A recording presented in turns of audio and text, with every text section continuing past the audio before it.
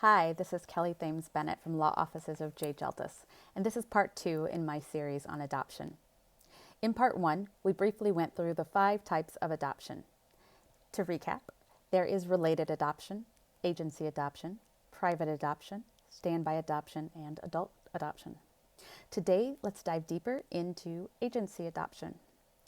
If you're getting into agency adoption, you first need to decide whether you want to do domestic or international adoption. International adoption used to be all the rage in the 80s, but over the many years, laws have tightened up in the various countries, and last year in the United States, less than 5,000 of the finalized adoptions were international adoptions.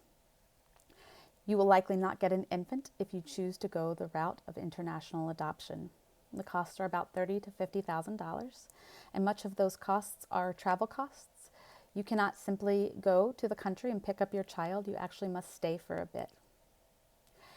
If you decide to go the route of domestic adoption, the costs are about $40,000 to $60,000.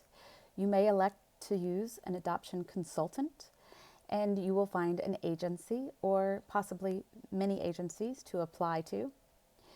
If you decide to do an agency adoption in the state of Illinois without an adoption consultant, please make sure you do your research and you fully understand the costs. Different agencies have different costs. And if it sounds too good to be true, it likely is too good to be true. Make sure that you have all your funding ready to go when you start the process for adoption. If you conduct your home study, which is about $3,000, and you don't have all of your funding ready to go, then by the time you get all of your funding together, the home study may become too aged and you have to conduct it again and spend the $3,000 once again. If you need to get money for your adoption, there are various programs. The most generous grant is about $15,000, and so that's not going to cover the full cost of the adoption. There are also tax benefits that you can look into. If you decide that you need to fundraise, there is at least one Facebook group that handles adoption fundraising and has ideas for that. So if you need to fundraise, you should probably look into that Facebook group. If you decide to get a baby on your own through private adoption, you should know that you can only pay so much to the birth mom for hospital costs without court approval, and an agency can pay more of that. We understand that adoption is not cheap.